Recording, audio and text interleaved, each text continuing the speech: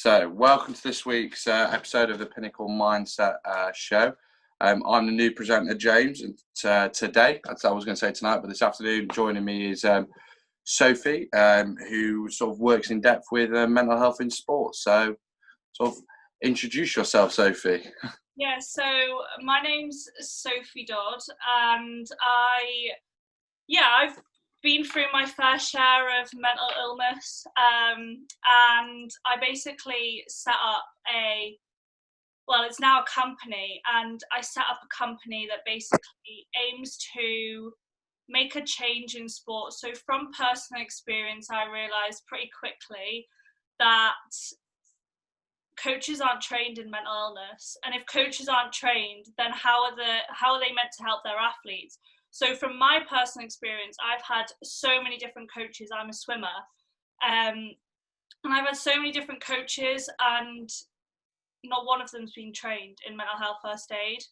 And I've gone through the good and the bad and the ugly with coaches, and I have to take my hat off to coaches, because the amount of stuff they have to deal with that isn't really necessarily part of their role in the conventional sense is incredible.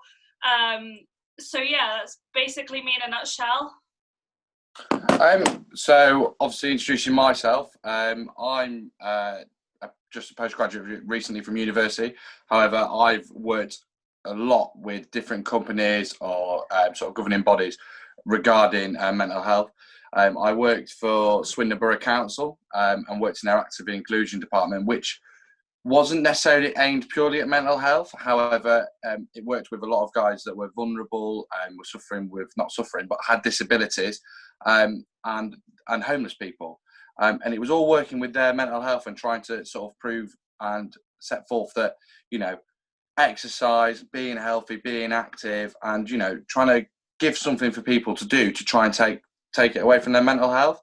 But linking to what you've just sort of said is a lot of it, we went into different sort of coaching environments, whether it would be schools, amateur sports clubs, and different sort of teams, and try and help coach, their coaches into being sort of working positively with mental health and being able to not necessarily be somebody's therapist, but actually be able to see and indicate, the key indicators for mental health. Another job that I did, I worked for Oddballs, which is a testicular cancer charity. However, it's recently gone sort of massively widespread on trying to focus on men's mental health, which, mental health as a whole is massive. But it's recently, a lot of sports sort of tried to focus on men's mental health, and it's okay not to be okay. And I worked in that side of things, which is something that, like I say, I've suffered very sort of, had serious mental health issues from being young, through personal reasons, but also, even something as silly as when I have had a major sports injury, and then that's a cause for attention for me, and then me not trying to deal with that, just trying to be, sport was my only thing. So I was like, right, well, I'll just push through it and get back to it, which then ended up making it 10 times worse for me. Yeah, definitely. Carry on. No, I just think it's so interesting, the amount of people that I've spoken to from different sports, and that's kind of where the whole mental health in sport came about. So originally I wanted to make a change in swimming, because it became very apparent to me very quickly that swimming had a massive problem. And obviously I only realised that because I've been through depression, I've been through the anxiety, I've been through everything with swimming. So that's kind of where my passion for making a change kind of came from. But then the more people I spoke to, like yourself, I kind of realised there was a massive problem in loads and loads of different sports. So I started speaking to cyclists, I started speaking to rugby players, I started speaking to athletes, I started speaking to cyclists, I started speaking to all these different people from different sports, and literally everybody said the same thing. And to me, governing bodies are doing their athletes and their coaches a disservice by not providing them with the adequate mental health first aid training.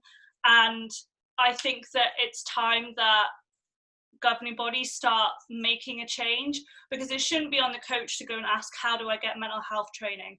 It shouldn't be on the coach to try and ask, how can I access, or even how can I pay for the training towards mental health.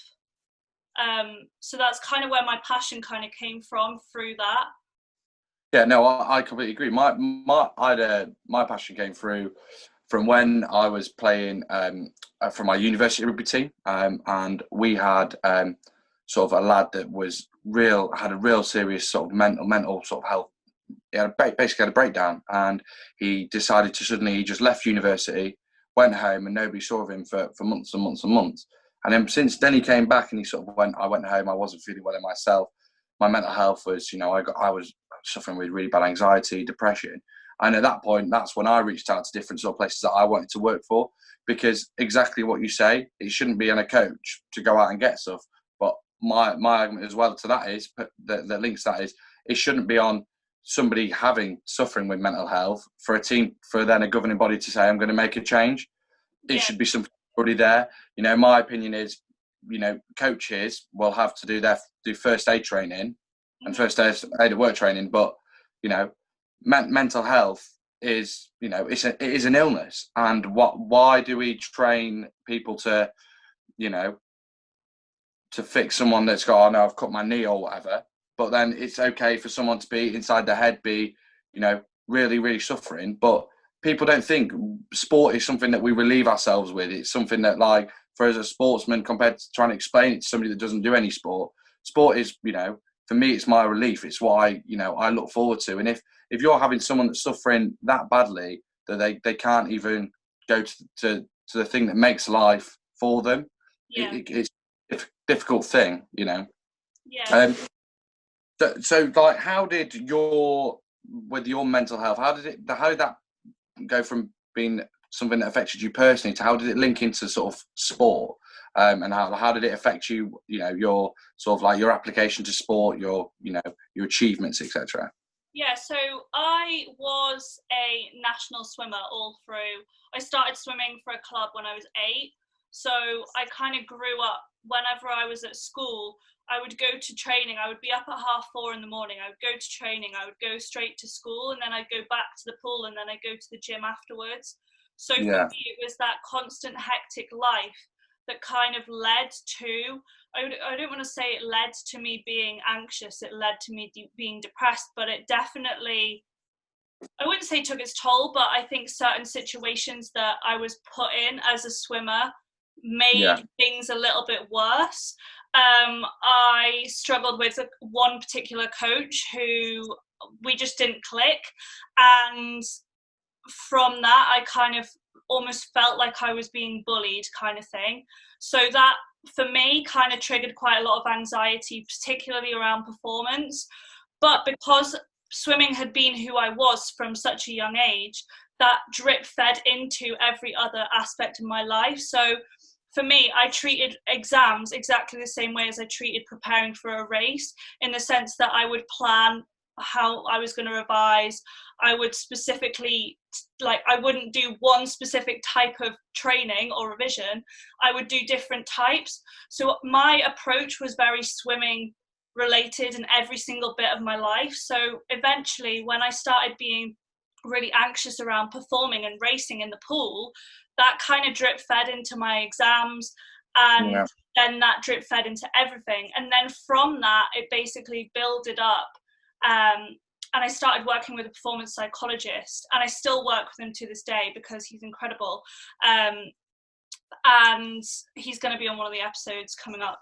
And he basically just kind of took that, he put that performance anxiety into perspective. But once that was taken away, I then realized that there was a lot more than just performance anxiety. So then I started to realize that I was actually, it sounds stupid, but I didn't realize that what I was having was panic attacks. I didn't realize that what I was feeling wasn't normal.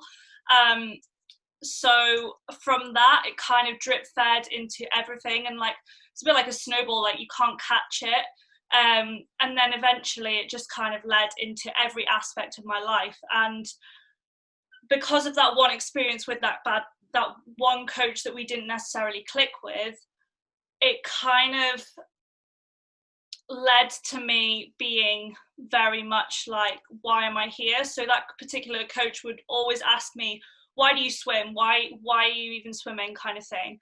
And then for me, swimming was my identity. It was who I was. So then when that was kind of being asked me, it kind of in my mind went into, why are you here? And then although that one little bit of comment didn't seem harmful, the way that I interpreted it did. Yeah.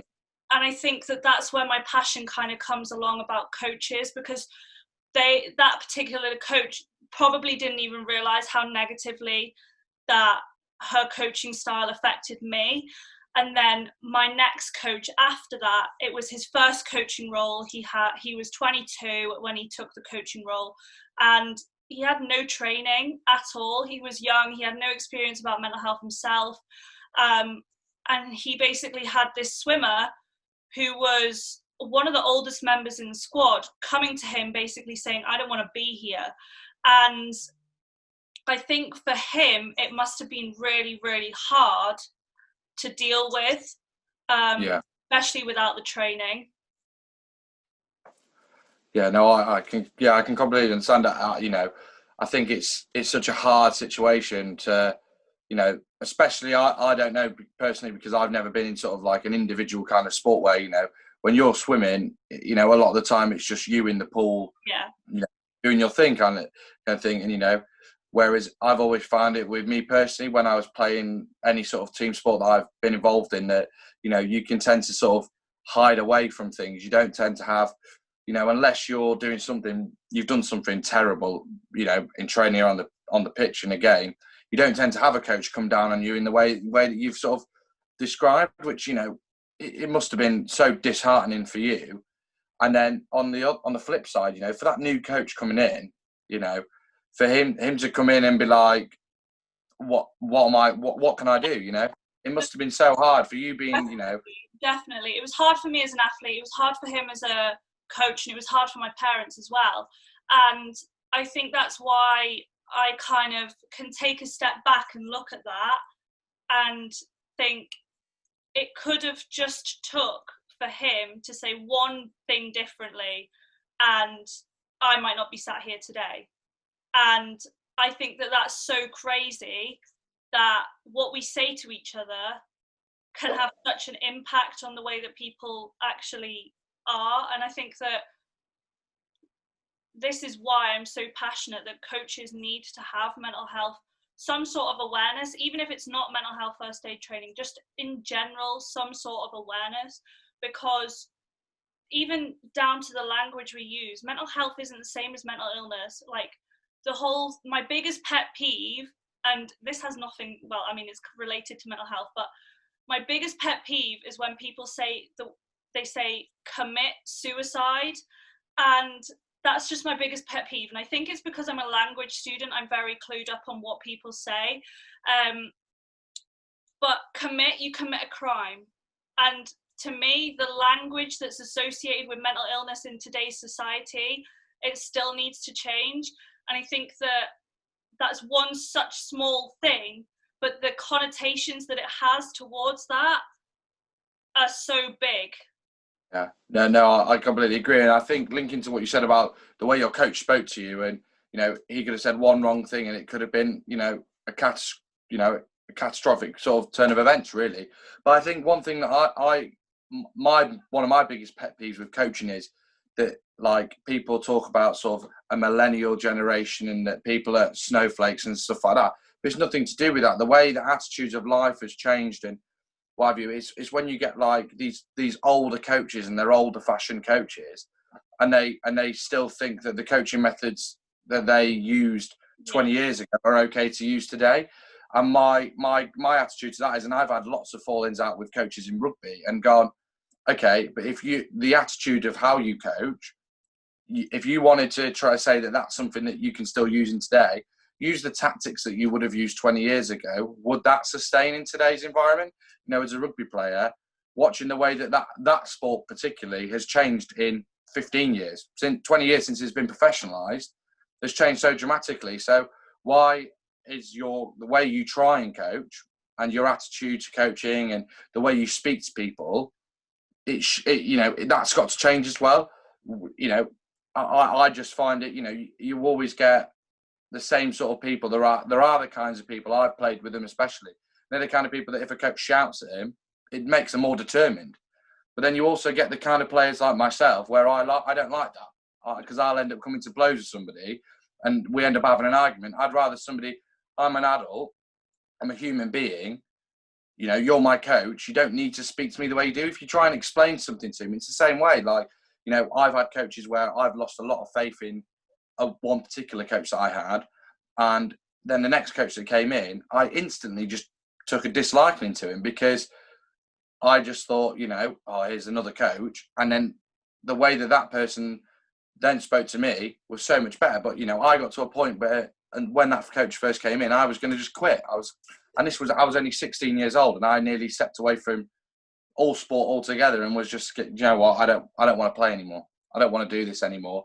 But, I think the way that you said it then, how the coaches spoke to you, I think that's such a massive thing. And that's where it comes back to the training in mental health, is that older coaches, and naturally with older people, their attitudes on life and on mental health is so much different to a more educated sort of view. It's not a case of it's who people are.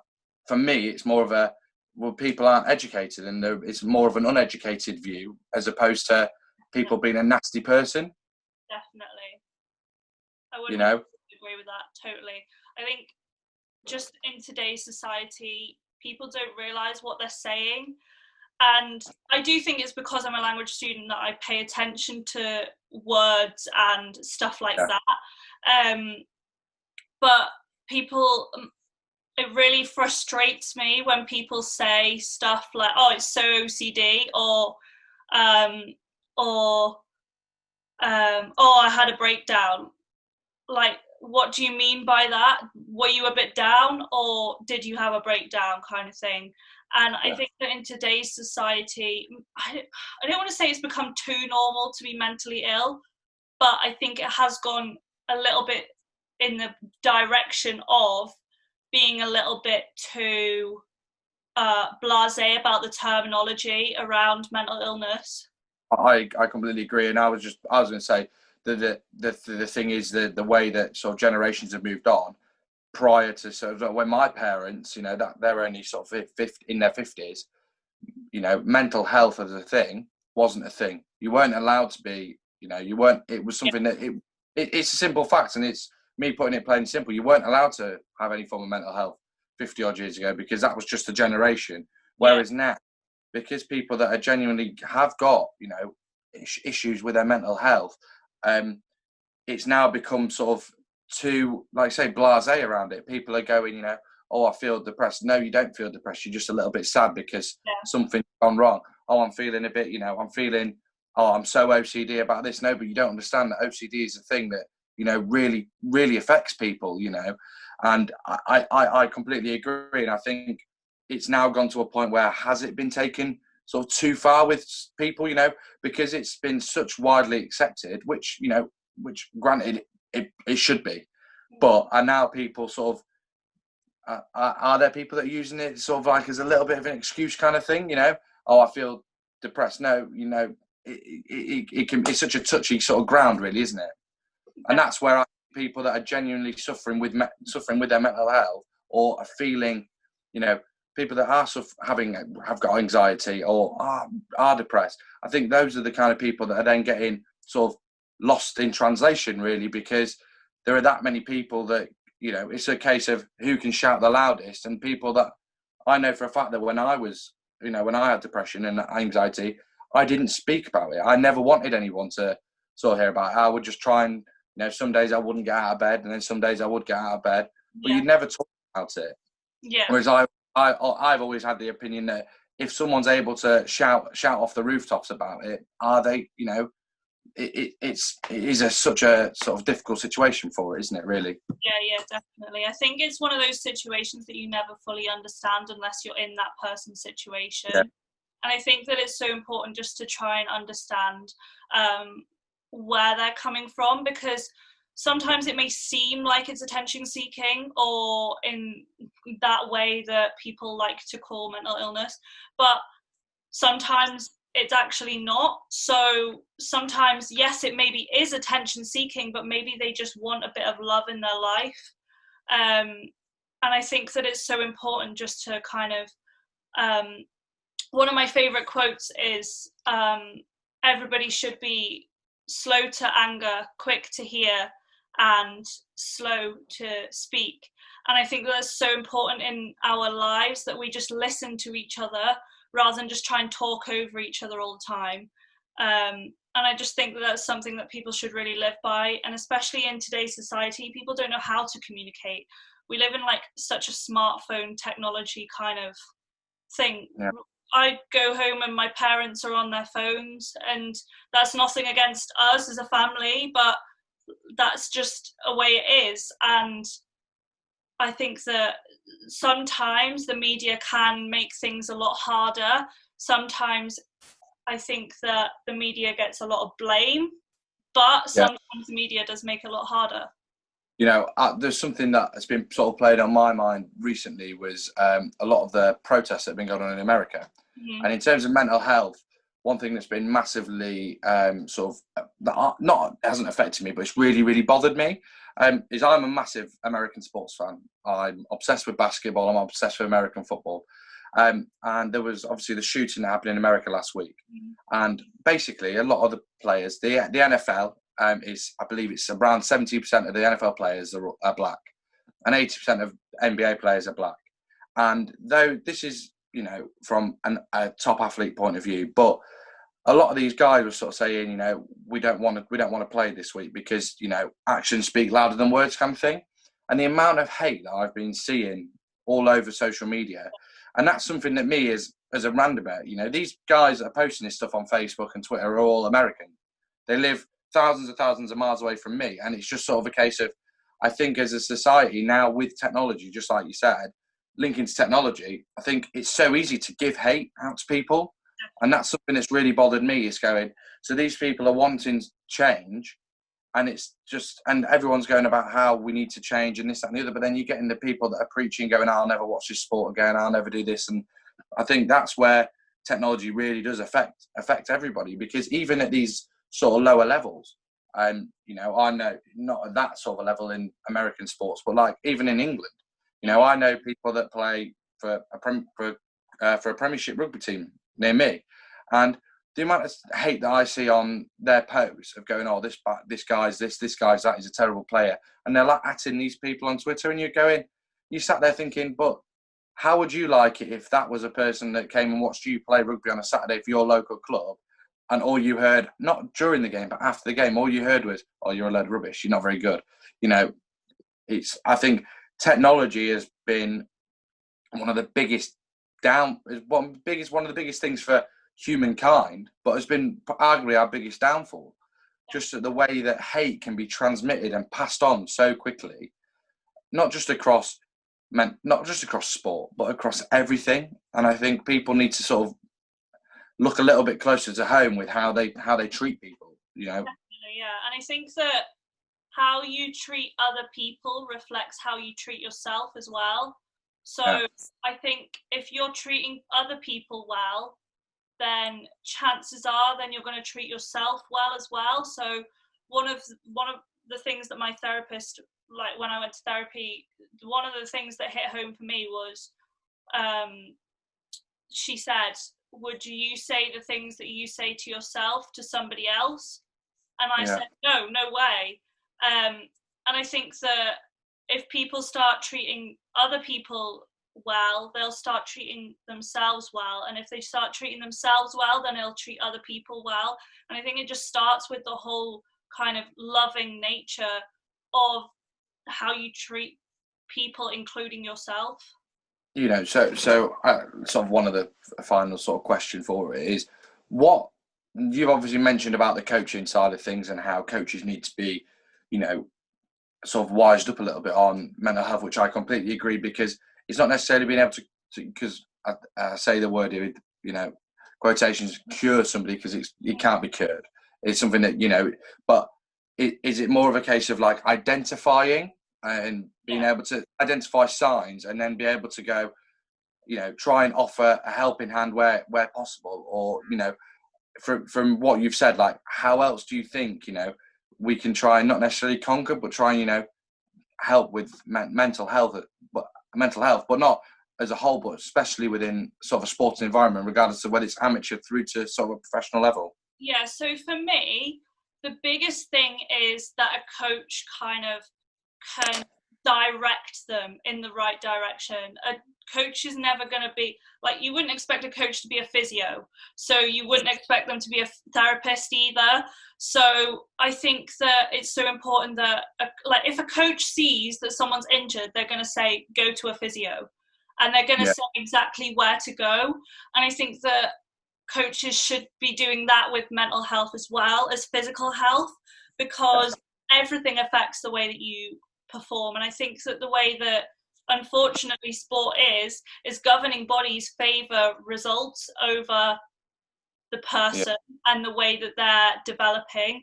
And like, you see so much in the news at the moment, especially, I mean, only recently Niall Wilson talked about gymnastics, the documentary Athlete A on Netflix. Everything's happening right now with people saying governing bodies need to change, but the problem is governing bodies won't make a change unless you hand it to them, saying this is exactly how you like. It's very well and good saying you need to go and bake a cake, but you'd be like, well, what type of cake? How do I bake a cake, kind of thing. You need to hand them a recipe and hand them the ingredients and say, here, go bake the cake. And that's kind of what I want to do. Is like, at the start of lockdown, it was a little frustrating because I got no replies, but I sent an email out to over 20 governing bodies in Scotland and got no responses. But I wanted to try and help them create a general move in the right direction.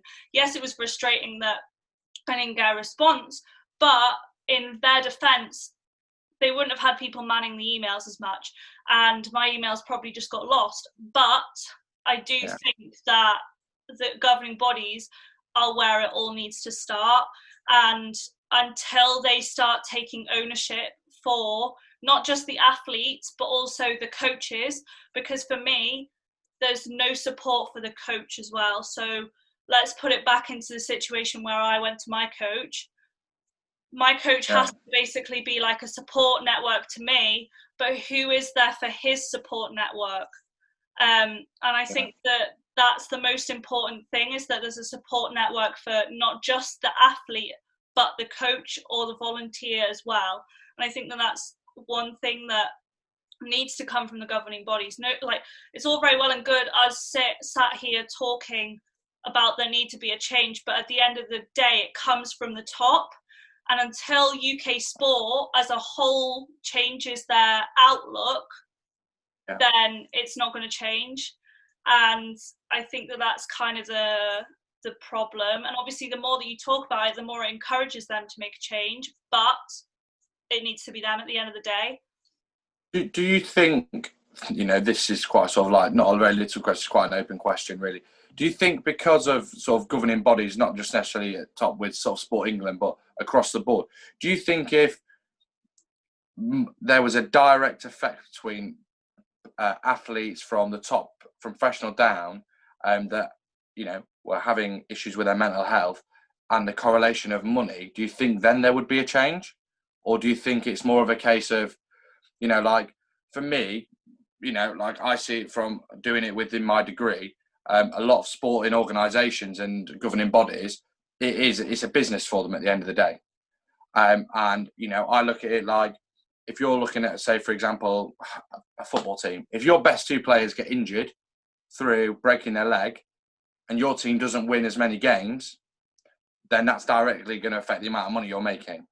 Do you think if it was a case of players were, or not even players, but it was something was being addressed around mental health and it affected the money that was being brought in by clubs, do you think that then would be more of a step up for it? Because the advancement in sort of like physiotherapists and what have you, physios and what have you, has advanced so much from sort of when you look at sport 50 odd years ago and they just have some, guy that had a cigarette in his mouth on the sideline that just rub you with it, a wet sort of flannel kind of thing on your leg and be like, go on, carry on, to now.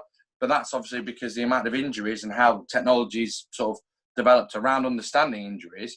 Do you think that as we sort of go further on, people get more of an understanding around sort of mental health and the effects that it can have on athletes? And when, as we sort of, I think we're going to develop more and more athletes are going to be coming out more and being more open and honest about it, as they already are. Yeah. Do you think that there's going to be more of an advancement in sort of sports teams, governing bodies, and sort of wanting to sort of grow mental health and try and be able to sort of like find better ways to deal with it? Because now I'm noticing from seeing different sports teams that there's more sort of, therapists sort of kind of thing. There've been more therapy and psychologists within sports camps and sports teams.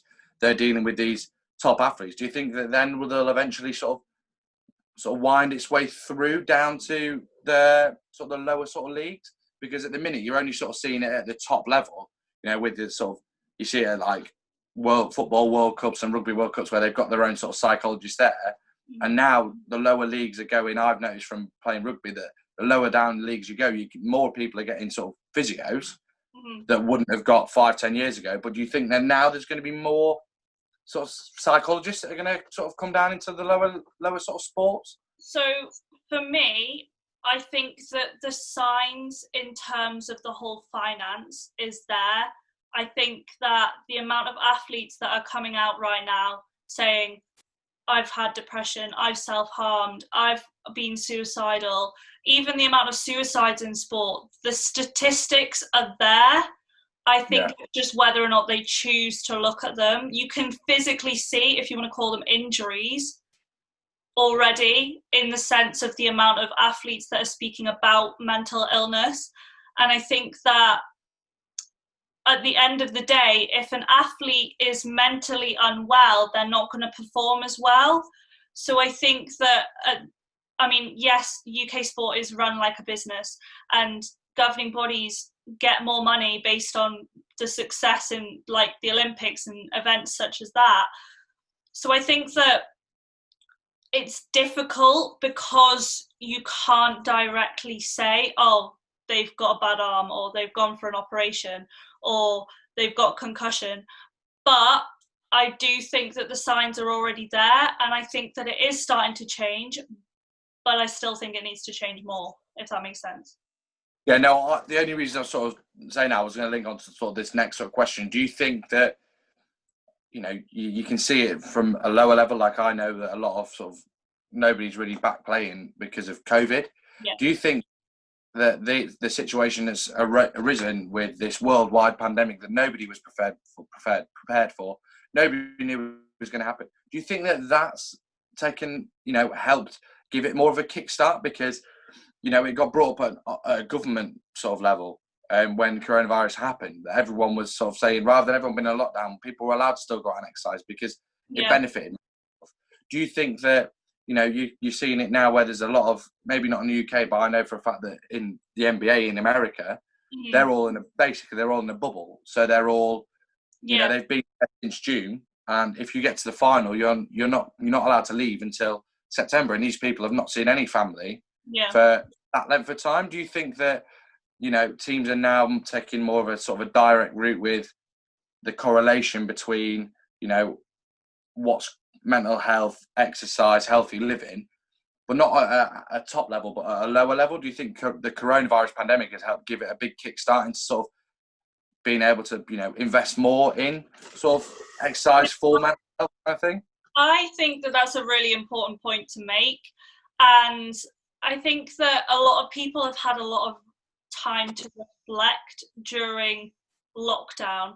And I think a lot of people have grown from it. And I think that, like, I know for a fact that a lot of coaches that I've spoken to have said that they were more interested in mental health training now because they had more time to do it. And I think that obviously that's an amazing thing that's come out of such a negative situation, and I think that there's always positives in a negative situation. I think that that is one of them. I think a lot of people have grown. I think a lot of people have adapted really well. Obviously at the start everybody was kind of like, oh my goodness, we need to go and buy loo roll, we're not going to be able to blow our noses for the next like year, but we've all survived and come out the end of it. And I think that a lot of people, yes, they will have struggled, because a lot of people live on their own, or have struggled. I know my parents were worried about me during lockdown. They wanted me to go home. And I think that in a general, I think overall, a lot of people have come out stronger from COVID. Yeah, that was sort of the thing that I was sort of getting at, really, was, do you think that for a lot of people that maybe were sort of didn't have an understanding, or didn't, because there are a lot of people that don't have an understanding of their own mental health and don't have an understanding of, why do I feel this way? Do you think that maybe, obviously you've answered the question now, but I was sort of suggesting towards, I think that reflecting on lockdown, I know for a fact that when the sort of coronavirus pandemic sort of first came about, I was expecting a 3-week lockdown and I'll be back at work. And and I then was sort of like, it then carried on, to which I had to go get another job, because, and even now, are we really fully out of a lockdown? I think there's still a lot of things that are still there, and I think that, no, I completely agree with everything that you've just said there, that I think that it's allowed for people to sort of give a bit of a better understanding of themselves. Yeah, no, definitely. And I think I have a YouTube channel, so if anybody listening really wants to go in and look at my mindset across lockdown and see the like highs and the lows, then it's Study and Swim. But yeah, so at the start of lockdown, I was kind of like, oh, I'm still going to be training, I'm still going to be racing. I was supposed to be racing. I was supposed to be doing my first international meet in May in Mallorca. And at the start of lockdown, which was March, I was like, yes, I'll still be going to Mallorca, I'll still be racing, I just need to keep fit for the next like month or so, and then I'll be back in the pool. And then it kind of got to 3 weeks later and we were like, okay, it's April now and we're still in lockdown. And I was kind of like, am I going to be racing? So I think everybody's kind of been on this emotional roller coaster, but I think it makes us appreciate things a little bit more. And I think that going back to the pool, I've adapted. I've worked on so many more weaknesses that I would never have worked on if it hadn't have been that. And no. I think that it's definitely benefited me, and I think a lot of people have had that benefit as well, in that sense. No, I think even bringing it up to where we are sort of now, I think it was, I've always looked at the point of view, not wanting to sort of talk about the dreaded coronavirus too much, is more of like, I've always looked at it as in, it's not like it's something that we've done as individuals. It's something that's we've just had to do it all together. And it's been a real torrid sort of time. It's been not a great time. I don't think anyone could come out and go, tell you what, I really enjoyed that coronavirus pandemic lockdown. But I think that it's the fact that we've all had to suffer sort of the lockdown sort of thing, suffer it together. We've all had to do it together. We've all had to deal with it. And, the great majority of us have all come out sort of on the other side. And I think, now it's more of a case of, let's get back to sort of try and all stick together still and try and get back to some reality, because, it's such a difficult time. Like for me, you talk about the swimming. For me, I made my university sort of rugby varsity squad for the first time since I've been at university. And it was my final year. It was sort of like, right, this is it. I was adamant I'm going to play. I was just coming back off an injury, so I was sort of like, but I was putting so much effort into play. We was training 6 days a week, and 2 days before the squad got announced for the game, and 2 weeks before the game, Boris put us into lockdown. And that, for me, I was very lucky. I had my partner, Lottie, who, really helped me through it. And we spent all the lockdown together, and we've come out the other side. But, that if I'd have been on my own and I'd have been sort of single it would have been such a horrible time for me, because for me at that one point, it was that varsity game was more important to me than completing my degree was at that point in time. I'd grown up my entire life wanting to play rugby, and I never got to a point where I'd been, you know what, at 7 years old, I'd never gone, I tell you what, I want to get a degree. Yeah. But at 7 years old, I wanted to be a professional rugby player. So to be able to play in the biggest game of my life for my university, and probably the biggest game of rugby I'll ever play in, to then that to be cut short, that really, really affected me. But like you said, now you're back in the pool. Now I'm back playing rugby. I've had so much time to sit. I've been watching so many sort of documentaries and watching film that I had of myself when I was playing to go, right, this is where I need to improve. And I think that's where, you can take try and take a positive out of everything. Is that as an athlete, it's been so hard. And, I know from rugby, I'm going back to training tonight, and it's the first time we're able to do contact since sort of before March. But I think we've all got to take a sort of a positive spin on everything, Definitely. I would 100% agree with it. For me personally, it's been a really strange time. So in March, I sat down with my coach and we discussed the best time to reduce my medication. So I've been on antidepressants for, I have no idea how long. But we kind of sat down and we were like, right, it's going to be far enough away from that big meet and it's going to be perfect timing in terms of training. And I think it's really quite funny, the fact that I went into lockdown trying to reduce my meds with the hope that I wouldn't have to go back up. And I've actually halved. So I think that shows the change in perspective that like me and a lot of people have had, is that in a time where I should have been struggling a lot more, I've actually been doing better than I ever have. And I think that it's been a massive time for personal growth for me, but also for a lot of people. I've spoken to loads of people who've been saying the exact same thing. And I think like it's been awful and I would never do it again.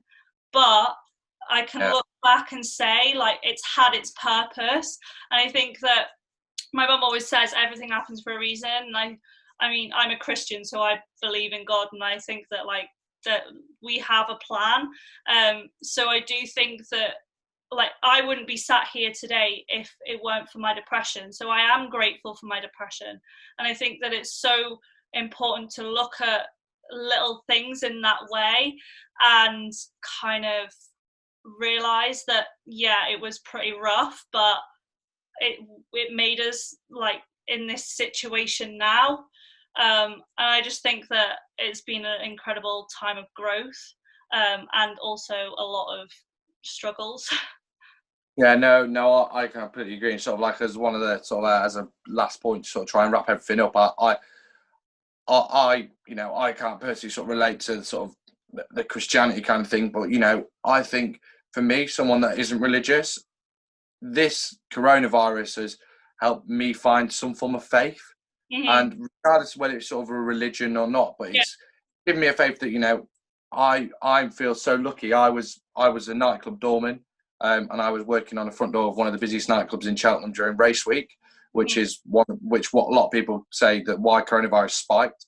I had over 7,000. I came into contact with over 7,000 people during that week, and then since then I've worked in a hotel which has housed homeless people and vulnerable people, and we've had nearly 1,000 people coming in and out through that door. And for me to be able to sit here today and sort of touching wood at the minute, that I haven't contracted any form of coronavirus, and I've managed to, I thought I would be in a real dark place, but actually, do you know what? I feel so lucky, and I've taken like the positive things, and I believe that exactly what you say. Everything happens for a reason, and there is a reason why I've made it through, and there's a reason why I'm here today, and there's a reason why, and that's what I've sort of woken up each day and sort of taken the positive out of it, while I'm still here. One major positive that I've taken is how nice the weather's been. Imagine having to deal with this in the middle of December. It'd have been the ever. At least for the first couple of months when we was actually in a full-blown lockdown, it seemed like we was having a mini heat wave in March. It's a mad thing. But I think that linking to what you said, I think it's everybody, mental health is such a vast and massive thing, but it's a case of they're taking a little sort of positives, especially with the coronavirus, and it's hard not to talk about it because we're living in probably the only and the biggest pandemic that we'll ever see in our lifetimes. Definitely.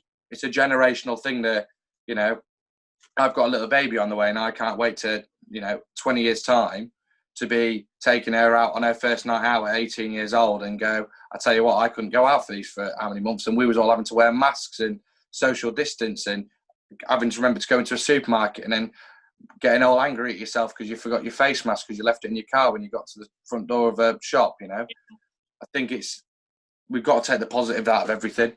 It's a hard time, but you've got to laugh about the stuff. Like now, at first I used to get so angry at myself. I've left my mask in my car. Yeah. Now I laugh at it because it's bloody tied around my keys. So I think as sort of a final point, you just got to try and stay as positive as we can during sort of tough times. Yeah, definitely. No, I 100% agree. I think, like I always say, my Instagram inbox is always open to anybody.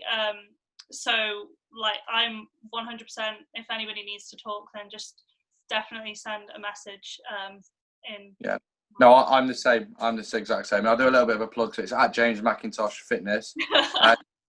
If you want it, but for everybody that's listening, I'm all ears. I work nights at a hotel. I'm in the day. So if anybody ever feels like they need to, give a message and just sort of someone to talk to that can be a random person, I'm there to someone to listen to. Definitely. So if you plugged, I'm gonna plug at Mental Health and Sports CIC. But yeah, no, I just want to say, real thank you for sort of coming on and talking to me today. It's I was real nervous. It's my first time ever doing a podcast. So I really, really appreciate you coming on. But I just want to say thank you for doing sort of the interview. Really. And just for everybody that does listen to the podcast, just remember to follow us on Facebook, Spotify, and YouTube. It's at the Pinnacle Mindset Show. And we'll see you next week for some great guests and presenters that we've got on. So thank you.